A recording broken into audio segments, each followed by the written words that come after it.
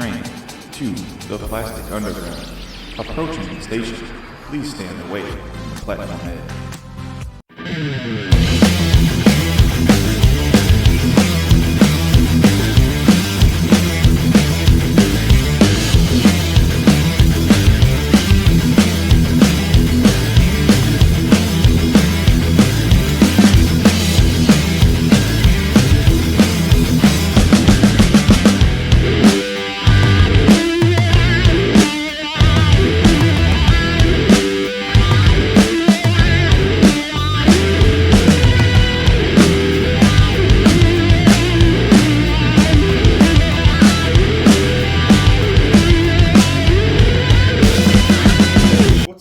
Welcome back to the Plastic Underground. Caleb here. This week is another room build, and we're gonna dive into this section of the room. So before you've seen all of the walls, well, kind of behind you on that side, but this side is a whole new part of the build. So this whole wall I put up, I put the door in, working on something on that side of the wall. I'm still not showing you guys yet, and there's something down here that I've been working on too that I'm also still not showing you guys yet. So, but for today's video, we're gonna build this shelf from the Millennium Falcon. This is kind of like the crash shelf over the bench. So this is gonna be like the bench corner. I've posted pictures and stuff on the Facebook group, some progress shots of my bench. Yeah, it's gonna go here, and this is the shelf that goes above it. And this was a really fun build. I was able to install this when I put the wall up, which made it a lot easier than trying to fit this in the wall or cut the wall out and put that in. So I always knew that's where I wanted it to be. So when I framed the wall, it made it a lot nicer to do that. So yeah, so it is orange to match the mantis look that I'm going for down here. It matches the orange pads on that wall, and yeah, it's got some LEDs, and I just threw some stuff up there. So yeah, this is the shelf build, and let me show you how I made it. All right, so here is the basic construction for this shelf. This is kind of the shape that I ended up with. And as you can see, I just kind of framed the bottom and the top. For the wall, I just kind of framed the wall to that kind of shape so that the bottom and top could get screwed into the 2x4. So that's kind of how I did it. I was lucky enough to be putting a wall up when I built this, so I didn't have to like figure a way to install this into an existing wall. This is why like new construction is handy in certain situations. So for these curves here, I decided to go with some floor mat foam, and I'm just contact cementing that to the frame. There's another technique I've seen done where you take a piece of plywood and you run a bunch of cuts in the back of the plywood, not basically like halfway through, so that they all kind of add some gaps and that it can bend and curve a little bit better. I didn't want to do that because I'm not like super handy with woodworking and power tools and that kind of stuff, so that is why I used foam to get this curve, and it ends up being totally fine. It has a lot of like structural support, and yeah, so that's the whole wall now all sheetrocked. And yeah, I watched a bunch of videos on how to sheetrock curves. I ended up with this technique where I cut the sheetrock tape into like lattice type thing, and then I just kind of mud that to the wall, and it kind of takes that curve. And like, don't fool yourself, I put like, oh man, I probably sheetrocked compound like 10 layers or so on the inside and outside of the shelf just to get it flush and smooth, and I sanded and sanded and sanded. So it took a lot of work to get it to that place that it's at. So the next thing up is to add some paint to the wall.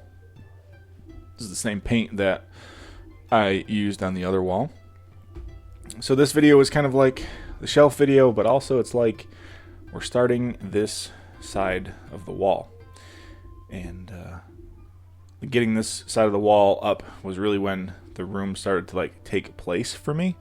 Like now like the whole thing was framed in and it was one complete room and I couldn't see any other parts of the basement. And that was really cool feeling. So this is just some black paint I had on hand. I think this is flat black. And I'm just using that to basically just paint the back part of the shelf. And yeah, so here is all the pads. So again, I'm using floor mat foam. I didn't want this to be super thick. I thought if I use like 20 millimeter foam, really bulk this thing out. I wanted it to be kind of smooth and sleek. So this is what I did. Is just some basic floor mat foam. So obviously I got my measurements and everything first, and then I'm just transferring all that over to this floor mat foam. Alright, so here's all the pads for the shelf. My math was a little weird, and I ended up with one piece that's 11 inches long. And so it's a little weird, but I don't think it's going to matter once you get the stuff up there. Well, actually, these are not all the pads for the shelf. These are the pads for the actual shelf part. The back part of the shelf is going to have a couple other pads on it. But this is it. So my plan right now is to go ahead and take my Dremel and just kind of give these edges a quick sanding, just to make them kind of round, so that like when they butt up together they're not just flat. If they're rounded over, they'll kind of meet and be a little bit more interesting. So yeah, I got using a Dremel here with a sanding drum on it, and I'm just going around and rounding off all of the corners that you're going to see. And you can see there, like, that's why you do that, because now you have this nice seam line here. So when it came to like installing these, I laid them out first kind of like in sections. If your building skills and your math are a little bit better, these should be the same for top and bottom. Mine were a little off. You don't really notice it, but so yeah, I laid out the bottom parts first, and I heated these curved parts up with a heat gun and put those in place. Just that way I can make sure that they fit the shape of the wall, and then I don't lose any space on the next piece that I install, so that it doesn't kind of shrink over the expand of going around that curve. So yeah, I made those fit with heat, and then I labeled them all. So I did this for like each one all the way until the flat part of the ceiling part. So yeah, just heat these up, hold them in place till they get kind of close to that shape. They're gonna hold a little bit of a curve, and that'll also help it glue in a little easier as well. But yeah, I think the key thing here that I did is I did this for all of them, and then on the back I labeled them all. So basically, like, the first one is 1, and then 2, 3, 4, 5, all the way up around the corner. That way when I could glue those in place, I knew already that they've been like pre-formed basically for that spot. So before I put those pads in, I realized that I kind of wanted to do the backbench greebly part. So I am just cutting a few, drilling out a few holes in the back, and just using my jigsaw here to cut out a square. It's one of those things where when this was on the floor and before I installed it into the wall, obviously would have been a lot easier to cut this out, but I also didn't really know how this was going to look on the wall, if I was even going to add a greebly part with lights, but you kind of had to, so I decided to do that. So basically what I wanted to do for the back greebly wall part was I wanted to put my old PS2 up there and kind of like immortalize that into the room. A side note, did you know that the PlayStation logo on the disc would flip whether you had it laying sideways or whether you were laying flat? That's kind of cool. I didn't know that. Yeah, so I took the PlayStation all apart. I got this piece of plywood here. This is going to be the back plate. And I just start kind of going through and finding some cool parts from that PlayStation, find some things I liked. I painted the plywood black just to give it a good back layer. And I'm just trying to use parts here that like aren't like super recognizable, but also I wanted a couple parts to be like recognizable. So I don't know if that makes any sense. It probably doesn't. But a couple of these cool things I did find was like this heat shield has like that little caution arrow on it, which I thought was great. That top part also has some like writing and dimensions and stuff. So yeah, that is it all together. I added some wiring, added some tubing. You gotta have wiring and tubing. And then again, to stay on brand for me, I made this little box out of floor mat foam. Basically, I just made like a little shadow box.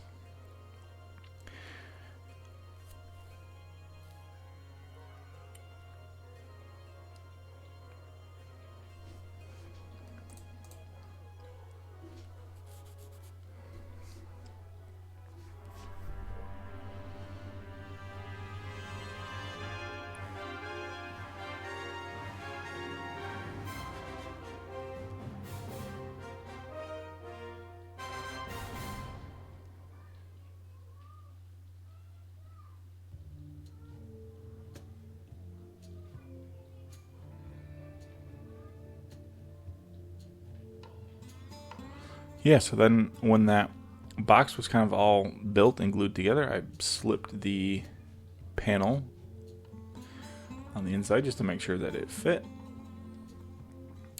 And then from the back, I'm just using some this Gorilla hot glue. And I'm just using that to kind of tack this in place all the way around.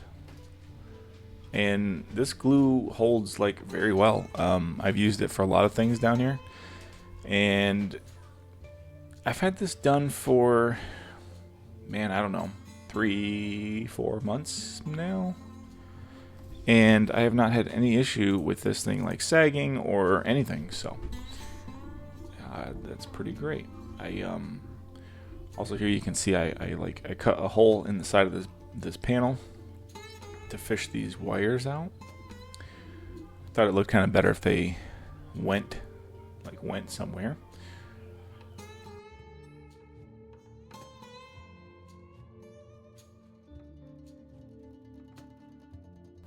So, yeah, so from the back here, again, I'm just using some hot glue, and I'm just putting glue on that wall and then just gluing the frame to the actual back side of the plywood. And again, like I said, it's been up there for months, and I have not had any issue with it at all.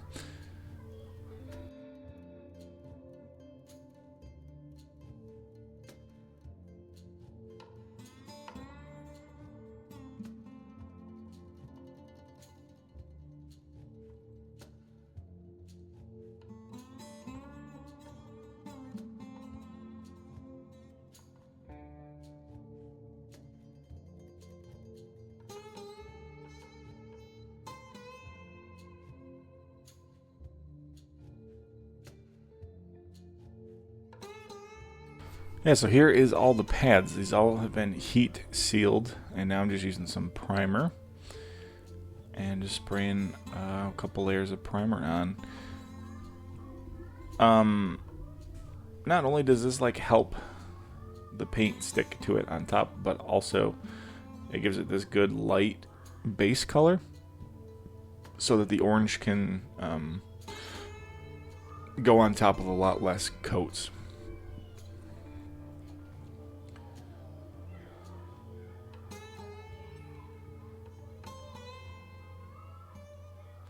So yeah, that's the same orange I used on the wall pads on the other side.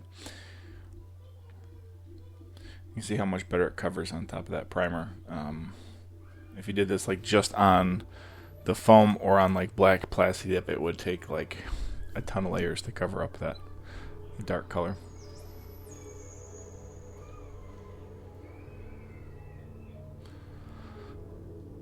So yeah, there you go. Now that they're all dry, we can get to the assembling part.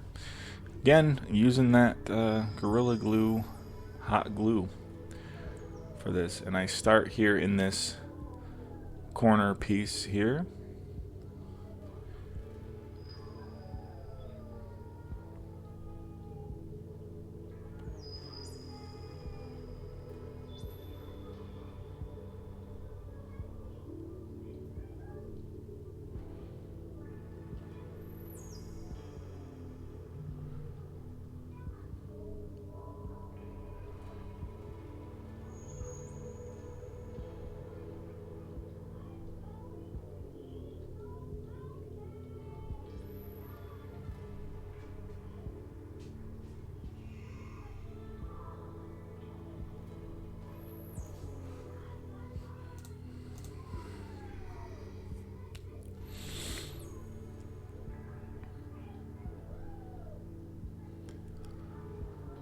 Yeah, so then when you get to this part here where you're putting these against the curve parts here, I just put a little bit extra glue, and I really try to like hold these in place for a pretty good bit until it dries. So it's kind of a tedious process, but once you get to this stage here, it's pretty great that you're not doing sheetrock and not sanding sheetrock compound. So I was very happy to be holding pads in place for a little bit. So yeah, but I'm just going to continue that process all the way around the basically like the inside lip of the shelf.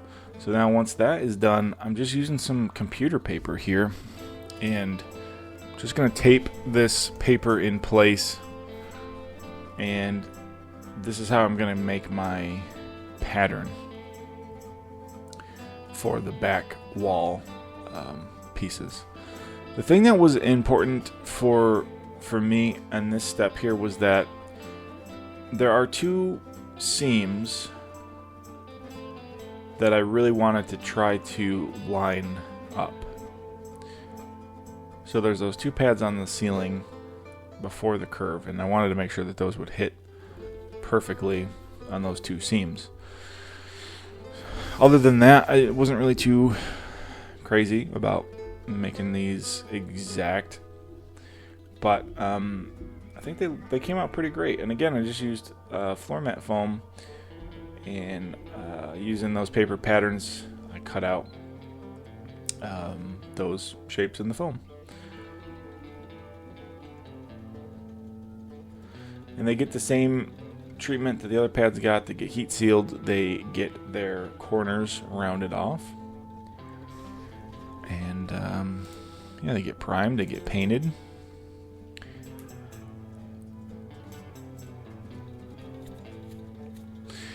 And then they get glued to the back wall.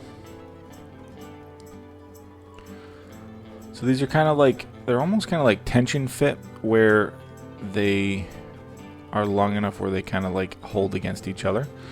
So I put that in place first, just made sure that it fit in there, and then using the glue gun, I'm just running basically like a bead all the way down so that that can sit and press against that.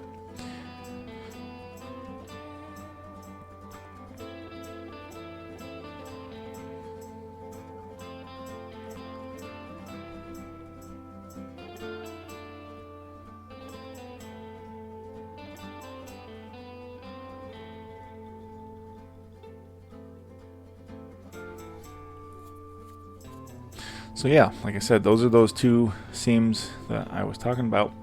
So they line up on the top and bottom of those pads, the seam to the corner. I think visually it looks a lot better. It looks a lot more like uniform. It looks a little bit more like manufactured, because you're gonna see that. And if those were different, it would have bugged me. My OCD would have definitely kicked in on that, and I would have always seen it. So yeah, it's pretty cool when you get these pads up here and you get to see like the color. The bright orange is working. It looks pretty good. I went back and forth on these, whether I was gonna paint these to look like the Falcon colors or if I was gonna do orange to match my bench, and I ended up just pulling the trigger and painting them orange. And I am very happy with it. I really am liking this orange. Orange is not my favorite color, but I really, really like it down here. It's very Rebels. It's very Star Warsy, and like I said, I've been doing like the Mantis style ship, but I love the Falcon. So I want elements from the Falcon, but I don't want it to be the Falcon, you know what I mean? It's I don't want it just to be that tan, that dirty tan. So I mean, I love that style and the aesthetic, but I wanted my ship to be a little different. So I went with the bright orange, and I really love it, especially with the colors that I chose for the wall, like that grayish blue and the dark gray. I think it just all kind of pulls together pretty well.